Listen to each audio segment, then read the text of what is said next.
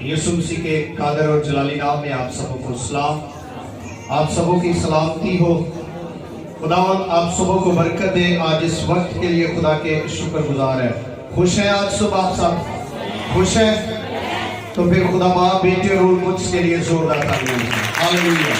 खुदावंद आप सबों पर फजल करे, अपने हाथ को बढ़ाए और आज सुबह खुदा की शुक्रगुजारी करते हैं कि वो आज फिर हमारे दरमियान में मौजूद है और हम उसकी मौजूदगी के लिए उसकी शुक्रगुजारी करते हैं। हालेलुया, हालेलुया, आमीन। खुदावंद आपको बरकत है। यहाँ पर कितने लोग हैं जो लोग घर से तैयार होकर आए हैं कि हम खुदावंद के कलाम को सुनने के लिए जा रहे हैं? घर से तैयारी करके आए हैं, कपड़े वगैरह चेंज करके आए हैं, आप सब नहा धोकर आए हैं, लेकिन एक तैयारी होती है खुदा के लिए, खुदा के कलाम के लिए तैयारी करनी है। जब हम घर से इस बात को जहन में रखकर जाते हैं कि आज मैं खुदा से कुछ लेने के लिए जा रहा हूं, तो याद रखें फिर खुदा भी हमें उन चीजों से नवाजता है जिनकी हमें जरूरत होती है। हालेलुया।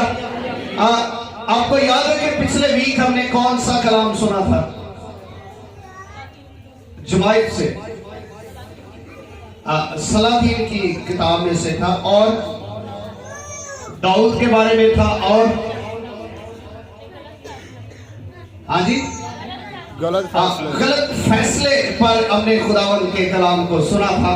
क्या कोई ऐसा शख्स है कि जिसने अपने फैसले को दुरुस्त किया हो या सोचा हो अपने जहन के अंदर, अपने दिल के अंदर कि मैंने ये गलत फैसला किया है, मैंने ये गलत काम किया है, तो क्या मुझे फैसले को दुरुस्त करने की जरूरत है? याद रखें, दाऊद ने गलत फैसला तो कर लिया था, लेकिन बाद में उसने उसका इकरार भी किया था और खुदा ने फजल कर लिया था, खुदा ने उनको महफूज कर लिया था। हालेलुया।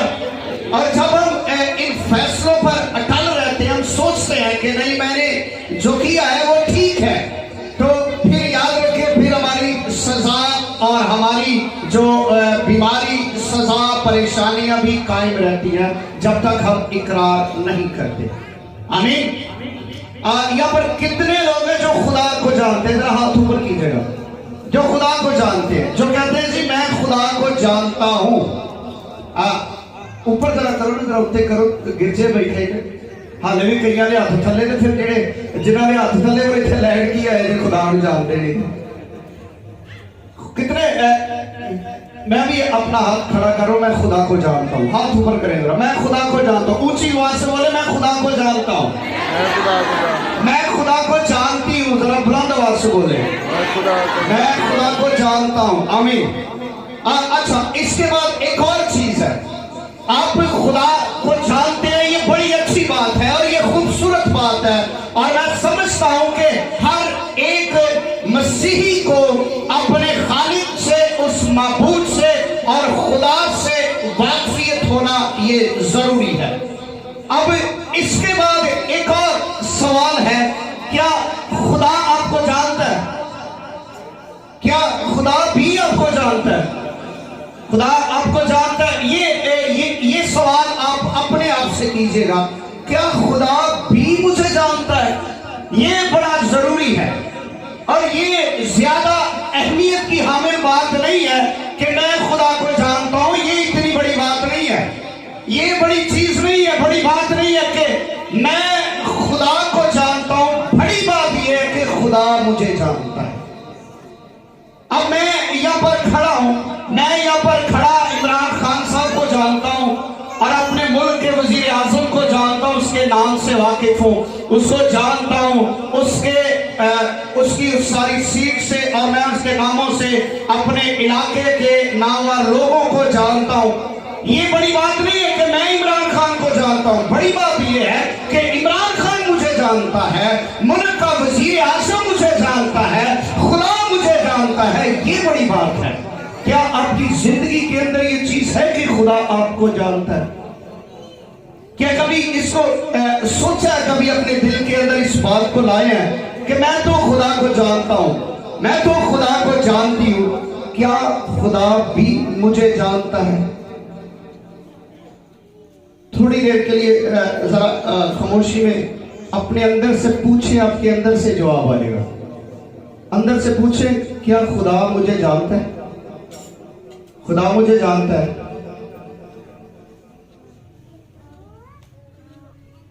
जब आप यहां से जाएंगे, चर्च से जाएंगे, तो घर जाकर ये सवाल दो जरूर रिपीट कीजिएगा।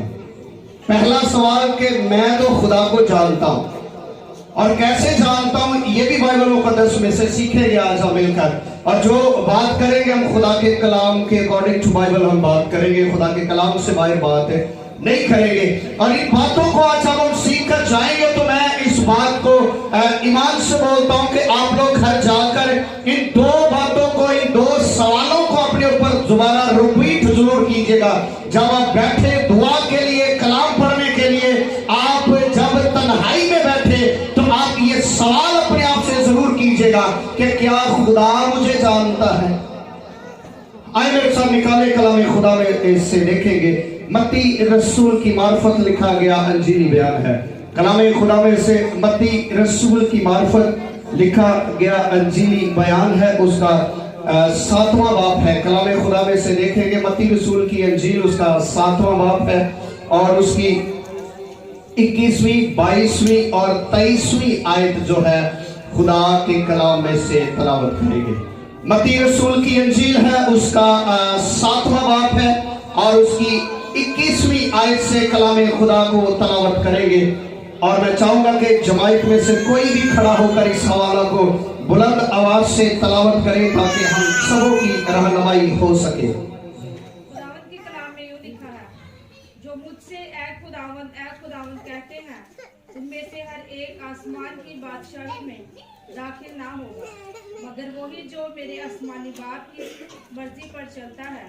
उस दिन बतेरे मुझसे कहेंगे, आए खुदावंद, क्या हमने तेरे नाम से नबूवत नहीं की, और तेरे नाम से बदरूहों को नहीं निकाला, और तेरे नाम से बहुत मोजज़े नहीं दिखाए? उस वक्त मैं उनसे साफ कह दूंगा कि मेरी कभी तुमसे वाकफियत ना थी। ऐ बदकारो, मेरे पास से चले जाओ। आमीन, आमीन।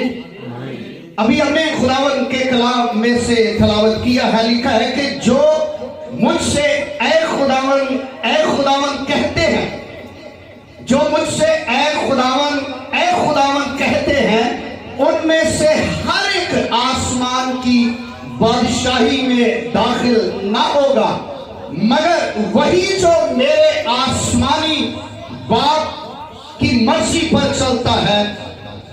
उस दिन बथेरे मुझसे कहेंगे, ऐ खुदावंद, क्या हमने तेरे नाम से नबूवत नहीं की, और तेरे नाम से बदरूहों को नहीं निकाला, और तेरे नाम से बहुत से मौजज़े नहीं दिखाए? उस वक्त मैं उनसे साफ कह दूंगा कि मेरी कभी तुमसे वाकफियत ना थी, और ऐ बदकारों, मेरे पास से चले जाओ।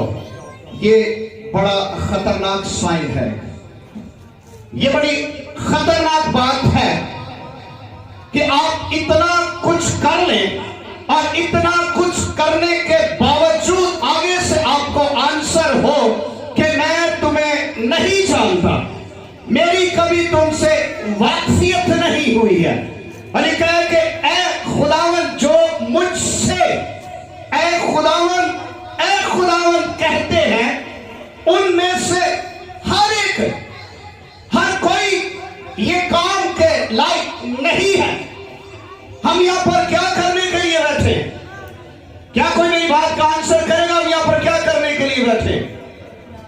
हम यहाँ पर क्या करने के लिए? खुदा की सताइश करने के लिए, उसकी हम्द करने के लिए, उसकी तारीफ करने के लिए, उसकी प्रस्तुति करने के लिए, और उसे ऐ खुदावंद कहने के लिए, उसे धन्यवाद कहने के लिए, उसके नाम को जलाल देने के लिए हम यहाँ पर मौजूद हैं। अली कहते हर एक शख्स, हर कोई, जितने मुझे ऐ खुदावंद कहते हैं, वो सब बादशाही के अंदर दाखिल नहीं होंगे। यहाँ पर जो मसला है, जो सबसे बड़ा मसला है, मसला बादशाही का है, खुदा की बादशाही का मसला किसी इंसान की बादशाही होती तो शायद हम किसी सिफारिश से जा सकते थे। किसी इंसान का होता तो हम वहां पर रिश्वत देकर जा सकते थे। अगर किसी ऐसे शख्स की, ऐसे ओहदेदारान की, ऐसे बड़े लीडर की, ऐसे बड़े बादशाह की बादशाही में जाने की कोशिश करते तो इंसान की फितरत के अंदर यह मौजूद है कि वो हमेशा झूठ और फरेबी करता है। और खुदा इंसान नहीं है कि वो झूठ बोले और अपने इरादे को तब्दील करे। ये इंसान की फितरत है, ये इंसान की सोच है, ये इंसानी रवैया है, ये इंसानी सोच है कि इरादा बदलना और झूठ बोलना। और खुदा के कलाम के अंदर लिखा है कि आसमान और जमीन तो टल सकते हैं लेकिन मेरे मुंह की बातें, मेरा कलाम जो लिखा गया है, जो तुम्हारे पास है, जो मेरे मुंह से निकला है, ये हरगिज नहीं टलेगा। यानी ये जो कुछ लिखा हुआ है ये पूरा होगा, ये पूरा होगा और ये हो चुका है और हो रहा है और होगा। ये हाल में भी था, माजी में भी है और मुस्तकबिल में भी यही कलाम आपके साथ होगा। और लिखा है कि ये हरगिज़ ये बात नहीं होगी, यानी इस बादशाही के लिए कुछ शराइत रखी गई है, कुछ शराइत रखी गई है कि एक मसीही जो खुदा को जानता है, ये शर्त नहीं है कि खुदा को वो जानेगा तो बादशाही में चला जाएगा। शर्त ये है खुदा आपको जानेगा तो वो बादशाही में जाएंगे। अगर खुदा की वाकफियत है, अगर खुदा आपको जानता है, अगर खुदा आपकी जान पहचान है, अगर खुदा के साथ आपकी मुलाकात है तो आप जा सकते हैं। यहां पर बथेरे लोग हैं जो जानने का दावा कर रहे हैं, कह रहे मैं तुझे जानता हूं, मैंने तेरे नाम से नबूवत की है, मैंने तेरे नाम से बदरूहों को निकाला, मैंने तेरे नाम से मौजज़े किए। तो क्या ये जो मौजज़े करने वाले ये खुदा को नहीं जानते? नबूवत करने वाले खुदा को नहीं जानते? ये सब जानते हैं खुदा को, लेकिन खुदा इनमें से किसी को नहीं जानता। खुदा इनमें से किसी को नहीं जानता और वो दावा कर रहे हैं अपनी रास्तबाजी का, अपनी पाकीज़गी का, अपने मौजज़ों का, अपनी अथॉरिटी का, अपने इख्तियार का, अपनी रास्तबाजी का दावा कर रहे हैं। और खुदा कह रहा है कि मैं तुम्हें जानता ही नहीं। यहां पर सबसे बड़ा मसला क्या है? क्या हम चर्च आने से खुदा की बादशाही में जा सकते हैं? आप लोग मुझे जवाब दीजिएगा, क्या चर्च आने से आप खुदा की बादशाही में जा सकते हैं? क्या गीत गाने से आप खुदा की बादशाही जा सकते हैं? क्या कलाम पढ़ने सुनने से आप खुदा की बादशाही में जा सकते हैं? क्या हदिया देने से, क्या शुक्रगुजारियां करने से, क्या अपने हाथ से खैरात करने से आप खुदा की बादशाही में जा सकते हैं? यहां पर खुदा की बादशाही के लिए लफ्ज यूज हुआ है कि मेरे बाप की मर्जी है। वहां पर तुम्हारी अच्छाई नहीं है, तुम्हारी राष्ट्रवासी नहीं है, तुम्हारे दिल की हलीमी नहीं है, तुम्हारे दिल की फरोतनी नहीं है, तुम्हारे दिल की आजिज़ी नहीं है, तुम्हारा किरदार नहीं है, तुम्हारी पाकीज़गी नहीं है, तुम्हारे मौजज़े नहीं है, बल्कि मेरे आसमानी बाप की मर्जी है। और यहां पर अक्सर औकात मसीही इसी धोखे के अंदर मारे जाते हैं, इसी धोखे के अंदर ही मारे जाते हैं कि अब मैं यीशु मसीह को कबूल कर चुका हूं, अब मैंने कबूल कर लिया है, अब मेरे लिए यह काम नहीं होगा, अब मैंने अपना आप यीशु मसीह को दे दिया है। लेकिन इंसान हमेशा दो तरह के काम करता है, दो तरह के काम करता है, उसकी सोच दो तरह की है। खुदा के पास भी, आप खुदा के साथ भी रिलेशन रखता है और शैतान के साथ भी रिलेशन रखता है और तवक्को करता है कि मुझे किंगडम ऑफ गॉड में जगह मिल जाए। और ये हो नहीं सकता है, ये नहीं हो सकता है, ये कभी हो नहीं सकता, नामुमकिन है। ये सारा मसला इंसान किस लिए सिजदे करता है? लिए अपने माथे को रगड़ रहा है, घुटनों को रगड़ रहा है, दिन रात दुआ कर रहा है, हदिया दे रहा है और शुक्रगुजारियां कर रहा है, कलाम को सुन रहा, सुना रहा है, गीत गा रहा है, सब कुछ कर रहा है। इसके पीछे रीजन यही है, सिर्फ बादशाही की रीजन है, सिर्फ बादशाही के लिए जुस्तजू कर रहे हैं, सिर्फ खुदा की बादशाही में दाखिल होने के लिए ये जुस्तजू की जा रही है। और अगर ये सारा करने के बाद भी आप बादशाही में ना जाए तो फिर इसका कोई फायदा है? फिर इसका कुछ फायदा है? फिर आपने 50 साल तक टाइम वेस्ट किया है। यहां पर आपने अक्सर औकात लोग कहते हैं जी मैं खुदा को जानता हूं। आइए जरा मेरे साथ निकाले यूहन्ना रसूल का पहला खत। यूहन्ना रसूल का पहला खत है, उसका 4था बाब है और इसमें उसकी 6ठी आयत में यूं लिखा है, जरा गौर से सुनिएगा।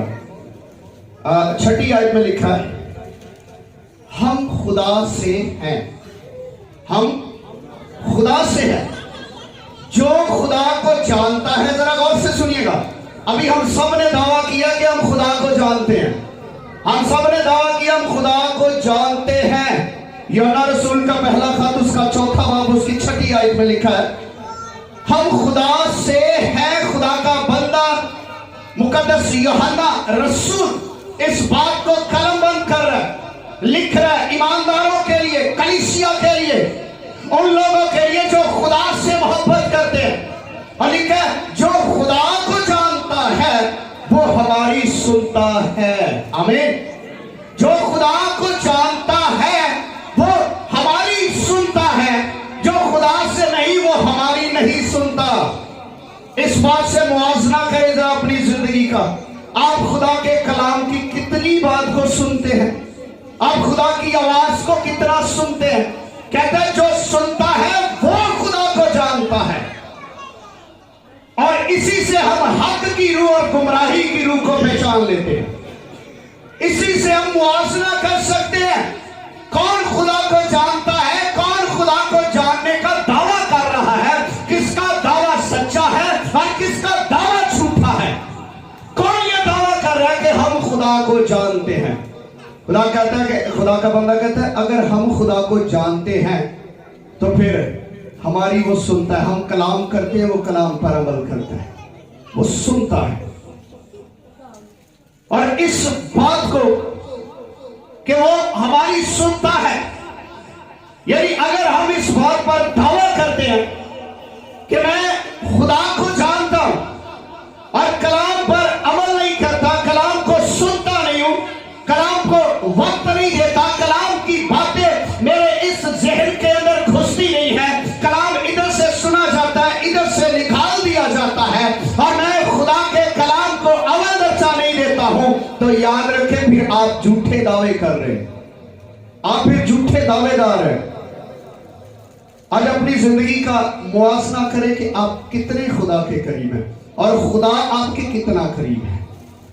अगर तो आप खुदा के करीब हैं तो कहीं ऐसा तो नहीं है कोई ये जो वर्ड नीचे लिखे हैं कहीं ऐसा हो कि लिखा जाए कि मैं तुम्हें नहीं जानता, इन्होंने बाहर कटो।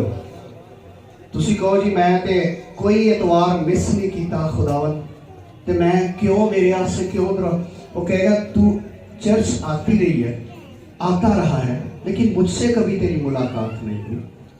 तू सिर्फ चर्च अपनी गर्ज के लिए आती रही है, अपनी गर्ज के लिए आता रहा है, तू अपने लिए आता रहा है, तुझे अपना मतलब था तो तू चर्च आता रहा है, तेरे दिल में कोई हसरत थी तो तू चर्च में आता रहा है, तेरे दिल के अंदर कोई बात थी, कोई बोझ था, कोई परेशानी था तो तू चर्च में आती रही है, आता रहा है। क्या कभी तू मेरे लिए चर्च में आया? क्या कभी मुझसे मुलाकात की? और यहां पर खुदा की मर्जी को जानना, उसने कहा वही जो मेरे बाप की मर्जी पर चलता है। मर्जी को बड़े जानते हैं लेकिन चलना उस पर मुश्किल है। चलना कुछ और बात है, किसी को जान लेना और उसके साथ वक्त बिताना, उसके साथ चलना, ये मुश्किल बात है। अक्सर मुफस्सरीन इस बात पर इत्तफाकी राय करते हैं कि मसीह के लिए मरना तो बड़ा मुश्किल है, बड़ा आसान है। मरना बड़ा आसान है। आप खड़े हैं कि जी मुझे मसीह के लिए, मैं अपने आप को गोली खाऊंगा, आप खाएंगे मर जाएंगे। मसीह के साथ चलना, मसीह के लिए जिंदा रहना, यही सबसे मुश्किल काम है। मसीह के लिए जिंदा रहना, मसीह के लिए दुख उठाना, मसीह के साथ साथ चलना, अपनी खुदी का इनकार करना, सलीब को उठाना, दुखों को लेना, मरना आसान है, जीना मसीह के लिए मुश्किल है। आसमानी बाप की मर्जी पर चलता है, यानी चलता है, मानने की बात नहीं है। आप मानते होंगे खुदा की मर्जी क्या है, लेकिन जैसे तेरी मर्जी आसमान पर पूरी होती है, जमीन पर भी हो।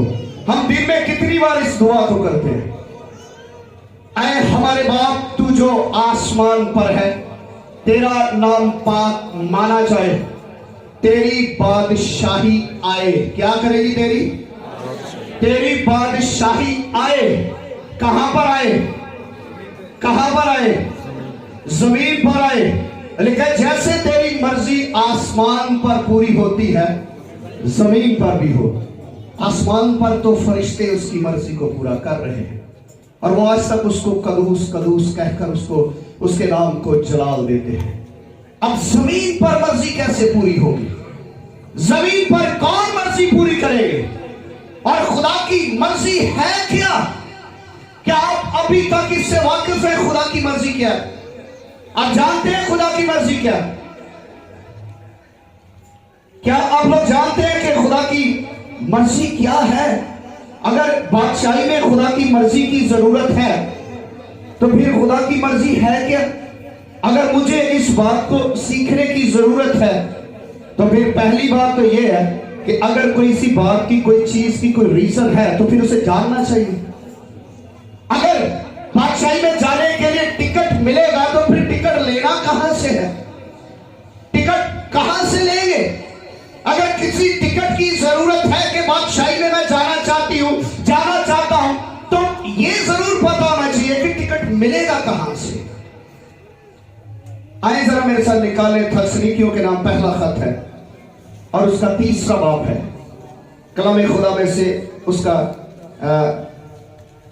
मुकद्दस पौलुस रसूल का थस्सलुनीकियों के कलीसिया के नाम पहला खत है, उसका 4था बाब है और उसकी 3री आयत। इसको जरा गौर से सुनिएगा। इसमें लिखा है, चुनाचा खुदा की मर्जी ये है, जरा गौर से सुनिएगा, चुनाचा खुदा की मर्जी ये है। कलाम बता रहा है कि ये खुदा की मर्जी है। अभी हमने पढ़ा कि वही जो मेरे आसमानी बाप की मर्जी पर चलता है। और चलने के लिए मर्जी को तो पता होना चाहिए ना कि भाई ये भी मर्जी की। अक्सर औकात जब किसी के साथ हमारी डील हो नहीं पाती है तो हम कहते भाई जी तुसी मेरा अपनी मर्जी दस दे, तुसी की चाहते हैं, ਤੁਹਾਨੂੰ मेरी गल ते चलो यकीन है, तुसी अपनी मर्जी दसो। फिर हमें अगले की मर्जी जानने की जरूरत होती है। तो लिखा है कि चाचे खुदा की मर्जी ये है कि तुम पाक बनो। मर्जी की पहली शर्त क्या है जी? ये आप अपने आप से सवाल करें, क्या मैं पाक हूं? क्या मैं पाक हूं? लेकिन खुदा की मर्जी ये है कि तुम पाक बनो। क्यों पाक बनो? क्योंकि खुदा पाक है। हालेलुया। खुदा पाक है क्योंकि वो पाक जगहों पर रहना पसंद करता है। और पाक बनो यानी हरामकारी से बचे रहो, ये दूसरी शर्त है। पहली बात है कि पाक बनो और दूसरी शर्त है कि हरामकारी से बचो, यानी उन गुनाहों से, उन बातों से, उन बदियों से, उन सोचों से, उन गलतियों से, उन सारी बातों से, उन सारी हरामकारियों से बचे रहो। ये खुदा की मर्जी है।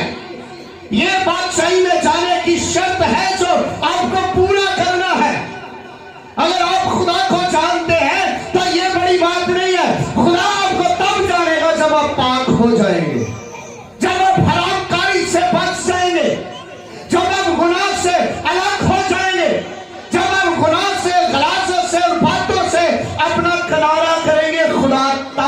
जानेगा, क्योंकि खुदा बदी को देखता नहीं है। और अगर हम बदी के अंदर है तो इसका मतलब है हम खुदा को नजर नहीं आ रहे, हम खुदा को नजर ही नहीं आते। अब पहली बात यह है, लोग अक्सर औकात कहते हैं जी हम खुदा को ढूंढ रहे हैं, हम खुदा को ढूंढते हैं। खुदा को तलाश करो, खुदा को तलाश करें कि खुदा कहां है।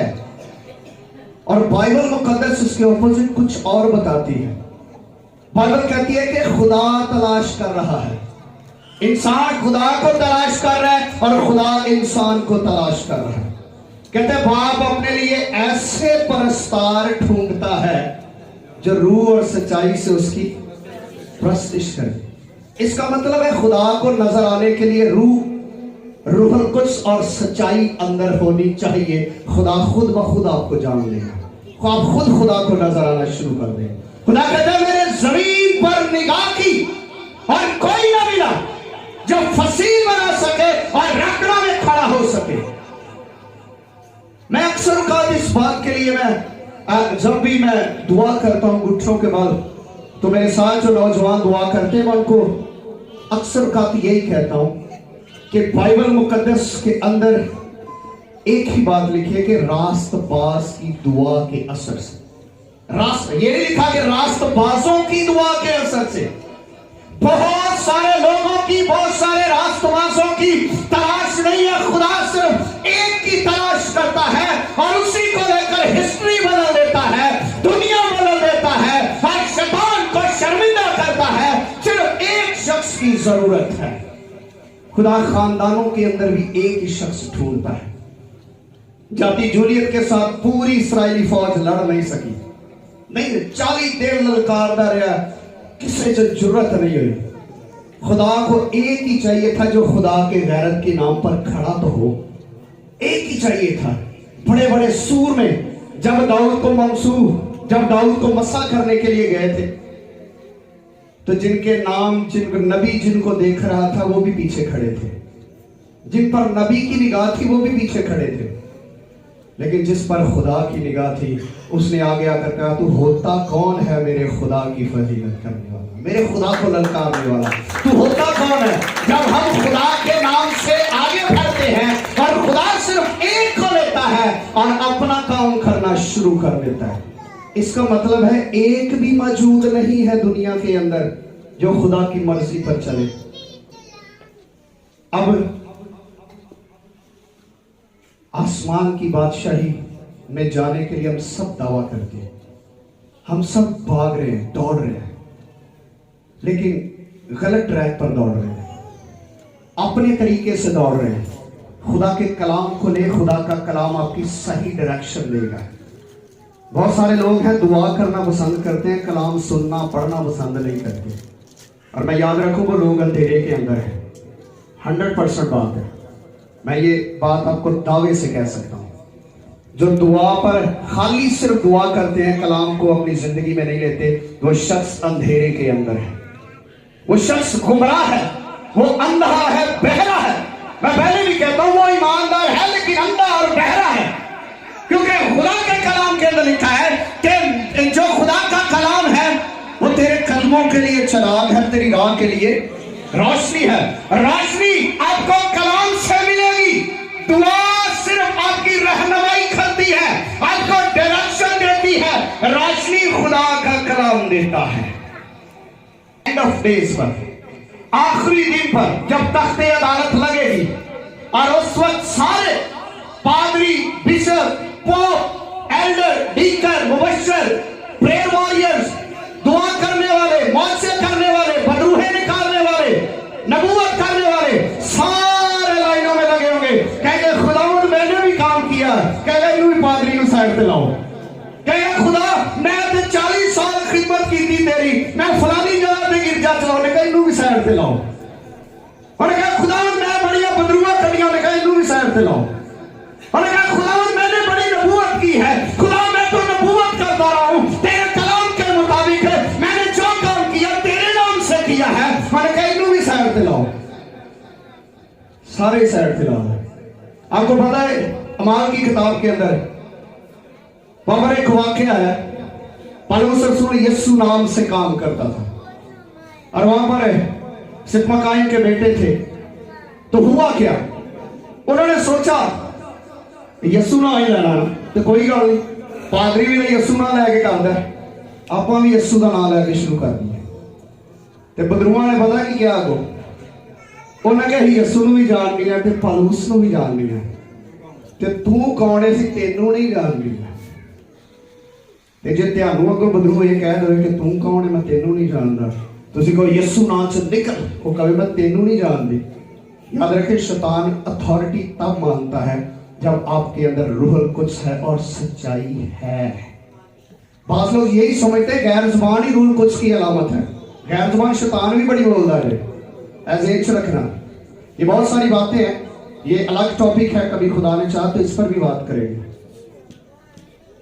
गैर जुबान बोलना ये अनाइंटिंग नहीं है, ये मसला नहीं है। अगर आपकी जुबान तब्दील नहीं होती, आप बरकत नहीं पा रहे, तो आप रुके हुए पानी की मानद है जो गंदा हो चुका है, जिसके अंदर मच्छर मक्खी बहुत सारी चीजें मर चुकी हैं, फड़े आगे। और लिखा है कि बथेरे कहेंगे फिर खुदा मैं ते बड़ी दुआ करता रहा, मैं ते एक दिन नांगा नहीं पाया। उन्होंने कहा फिर नांगा तेरे चित्रा का भी नहीं पैना, भी जेब च रखी इधर साइड पे आ। मैं हकीकत सीधी बात करता हूं, मुझे खौफ नहीं है, क्योंकि मुझे सिर्फ डर है तो खुदा के कलाम का डर है, किसी इंसान का खौफ नहीं है। उस वक्त दुआएं करने वाले भी लाइनों में लगे होंगे, कलाम सुनाने वाले भी, वर्शिप करने वाले भी, और सारे हदिये देने वाले लेने वाले और हर तरह का काम करने वाले, बदरूहें निकालने वाले भी लगे होंगे। खुदा मैं ते बड़िया बदरू कहना इधर सैर ते लागे, और जड़ी तेरे अंदर बदरू है और मैं कटांगा तेरे अंदर जड़ी बदरू है, और जी तेरे अंदर बदरू ने जिन्हें तेनू मेरे को आन नहीं दिता, ये हम मैं कटांगा। याद रखें, इन अफसानों से इन स्टोरियों से बाहर आए। अब सिर्फ दियो वाली स्टोरियों पे इन चीजों पे फंसे हुए हैं। हकीकत ये है खुदा का कलाम। अगर आप इसे नहीं पढ़ते तो आप अंधे हैं, आपको रोशनी नहीं है, आप बहरे हैं। आप इसको नहीं सुनते, आप बहरे हैं। आप इसको नहीं बोलते, आप गूंगे हैं। आप इसे नहीं देखते, आप अंधे हैं। आप कैसे खुदा को जानने का दावा कर सकते हैं? खुदा ने कहा तू मेरे कलाम पे अमल कीता ही। उस वक्त याद रखें, आपके अंदर सच्चाई होनी चाहिए, सच्चाई पर अटल रहे। जब तक आपके जान है, लिखा जान देने तक वफादार रह, तो मैं तुझे जिंदगी का ताज दूंगा। जान देने तक वफादार रह, तो मैं तुझे जिंदगी का ताज दूंगा। और यहां पर हमारी वफादारी कहां तक होती है? हमारी वफादारी सिर्फ वहां तक होती है जहां तक पादरी की आंखें पहुंचती हैं, वहां तक वफादारी है। वहां तक हम वफादार हैं जब तक पास्टर देख रहा है, हम सब काम कर रहे हैं, हम उसको दिखाने के लिए कर रहे हैं। याद रखें, आपको बादशाही के अंदर कोई पादरी लेकर नहीं जा सकता है, आपको बादशाही के अंदर कोई लीडर लेकर नहीं जा सकता है, आपको बादशाही के अंदर कोई शख्स लेकर नहीं जा सकता। सिर्फ खुदा के कलाम के अलावा कोई और चीज आपको आजाद नहीं कर सकती है। देखा, उस वक्त बथेरे मुझसे कहेंगे, ये नहीं लिखा कि एक ही बंदा का, लिखा बथेरे लाइन लगी होगी और सारे खिदमत करने वाले लाइनों में लगे होंगे और कहेंगे खुदा मैंने ये किया है, मैंने खुदा मैंने बड़े बड़े क्रूसेड्स करवाए हैं, मैंने तो हजारों की तादाद में लोगों को जमा किया है, मैंने तो बड़ी बेटे दी है, मैंने ये किया है, वो किया है, मैंने नबूवत की है, मैंने मौजज़े किए हैं। और आजकल लोगों का यकीन पता किस पे होता है? जरा मौजज़े करता समझे खुदा दे नाल है। मौजज़े शैतान भी करता है, बाइबल को पढ़कर देखें। मौजज़े शैतान भी करता जे, मौजज़े नबूवते, ये जो चीजें हैं, अगर कोई कलाम के ऑपोजिट चलता है, आप उसे कैसे जान सकते हैं? चले एक सवाल है आपसे, आप कोई बंदा खुदा के कलाम के ऑपोजिट चल रहा है, आप उसे कैसे जान लेंगे? अगर आप कहते हैं मैं खुदा को जानता हूं, खुदा भी जान लेगा, आप कैसे जानेंगे? कोई सवाल नहीं है। कलाम को हम जानते होंगे, कैसे? अगर हम भी कलाम को जानते होंगे, हालेलुया। अगर हम भी कलाम को जानते होंगे तो हमें पता चलेगा कि ये बंदा राइट कर रहा है, ये रॉन्ग है, ये खुदा के कलाम के मुताबिक बात कर रहा है या नहीं है। इसके अंदर जो स्पिरिट काम कर रही है, क्या ये डेविल स्पिरिट है, क्या ये पाखरू है, ये कौन सी स्पिरिट इसके अंदर काम कर रही है? शैतान हर जगह पहुंचता है। कुछ लोग इधर बैठे होंगे, उनके जेलों के अंदर भी घूम रहे हैं, लेकिन याद रखिए उससे फाइट आप नहीं कर सकते, आप नहीं लड़ सकते। ना आपकी ताकत, ना आपकी दुआ, ना आपके रोजे, आप उससे फाइट नहीं कर सकते जब तक यीशु मसीह जिंदगी के अंदर ना होगा। अगर यीशु होगा तो कश्ती का हर तूफान थम जाएगा। अगर यीशु नहीं है तो फिर कहते रहेंगे खुदावंद मालिक हमें बचा, हमें बचा। आप बच नहीं सकते हैं, इसके लिए यीशु को जगाना पड़ेगा, यीशु को उठाना पड़ेगा। खुदा मेरी जिंदगी के अंदर, मेरे खानदान के अंदर, मेरी कश्ती के अंदर ये प्रॉब्लम है, ये बीमारी है, ये कमजोरी है, यीशु को बताएं, वो उठेगा तो सारी चीजें साकित हो जाएंगी, थम जाएगी। लिखा है कि जो मुझसे ऐ खुदावन कहते हैं, उनमें से हर एक, अगर 1000 बंदा खुदा को खुदावन कहकर पुकार रहा है तो 1000 बंदा बादशाह मिल जाएगा, हर एक। मगर वही जो मेरे बाप की मर्जी पर चलता है। बाप की मर्जी क्या है? मर्जी क्या है? जरा बुलंद आवाज से बोले, बाप की मर्जी क्या है? पाक ऊंची बोले जरा, पाक बन हो जरा ऊंची बोलो। की गल पाक बनना डर लगता तेन? ऊंची बोलो जरा, पाक बनना, और ऊंची बोलो। पाक बनना। अच्छा मेरे गल याद आ गई, एक यहाँ पर कोई शख्स था आया, तो एल्डर सैमुअल ने उनसे कहा कि भाई आप चर्च में नहीं आते। उन्हें भाई साहब रोज रोज आता बंदा चंगा नहीं लगता। मैंने कहा कि असि इतने बेशर्म बैठे जेडे असि इतनी बात बह जाते,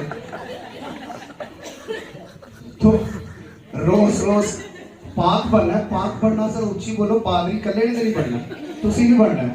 उच्ची बोलो क्या खुदा की मर्जी है? पाक बनना, क्या? पाक बनना। और दूसरी क्या है? हरामकारी से बचे रहना, हरामकारी से बचे रहना, बचे रहो। और मर्जी जाननी नहीं है, मर्जी पर चलना है। जान तो ली है आपने कि ये खुदा की मर्जी है और इसमें मर्जी पर चलना है, यानी इस मर्जी को पूरा करना है, पाक बनना है। और खुदा को कहना है खुदा मैंने तेरे कलाम को सुना था, मैंने अपनी रवैश को बदल लिया है, मैंने अपनी सोच को, अपने ख्याल को, अपने इरादे को, अपने मंसूबे को मैंने बदल लिया है। अब मैं तेरे साथ पाक मर्जी में चल रहा हूं।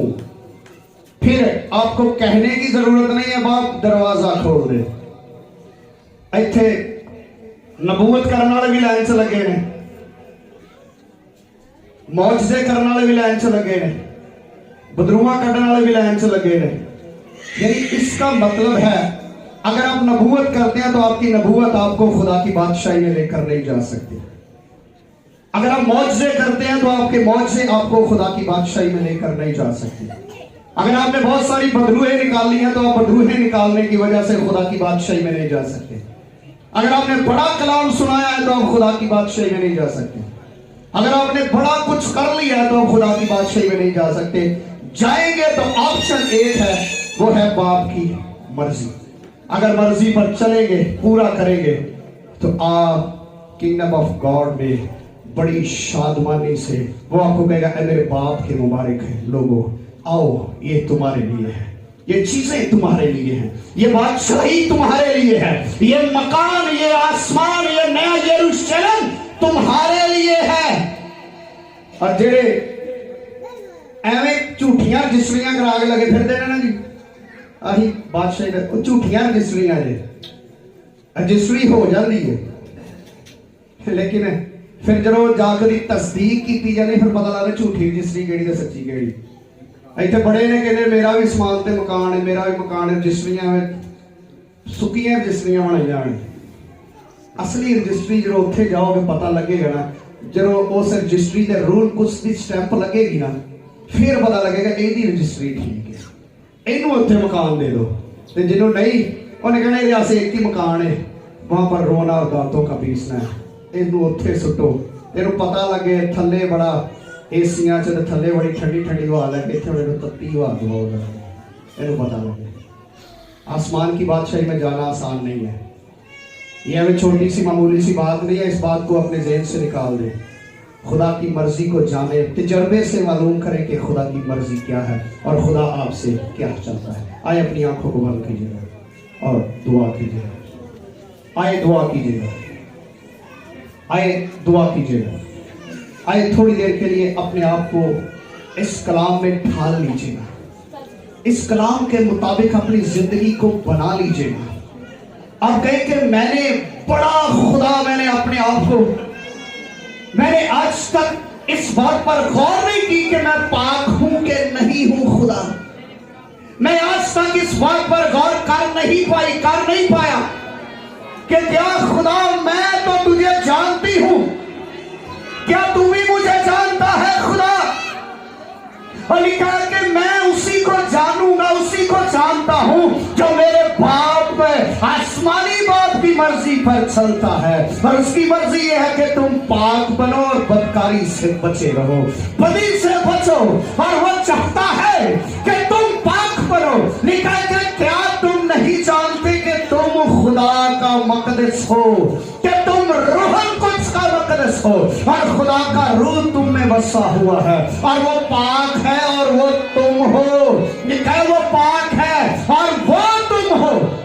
आए इकरार करें, आए इकरार करें कि खुदा मेरे इस मकान के अंदर मैं चाहता हूं कि खुदा पाकीज़गी के अंदर तू आए। मैंने बड़े झूठ बोले हैं, बड़ी बदकारियां की है, मैंने जवानी के यौम के अंदर बड़ी गलत सोचे, बड़े गलत ख्याल, बड़े गलत मंसूबे रखे हैं। लेकिन खुदा मैंने तेरे कलाम में से सुना है कि तू उसी को बादशाही में आने देगा जो पाक बनेगा और हरामकारी से बचा रहेगा। Hallelujah, praise God. आए मिलकर दुआ करें। आए थोड़ी देर के लिए अपने आप के लिए दुआ करें, थोड़ी देर के लिए अपने लिए दुआ करें, मांगे अपने लिए। अब कहें खुदा मैं इसको, अपने आप को इस कलाम में ढालती हूँ। अपना मुआवजा करें, देखें इस आईने के अंदर अपने आप को देखें मेरी बेटी, मेरे बेटे, मेरे भाई, मेरे दोस्त, आप देखो इसके आईने के अंदर, देखो अपने आप को कि क्या मैं इस आईने के अंदर दाग धब्बे तो नहीं है। अगर है तो खुदा चाहता है कि आज साफ कर ले, नीट हो जा, क्लीन हो जा। खुदा चाहता है कि मेरी बादशाही तेरे लिए है मेरी बेटी, मेरे बेटे, लेकिन तुझे पाक बनने की जरूरत है। हालेलुया।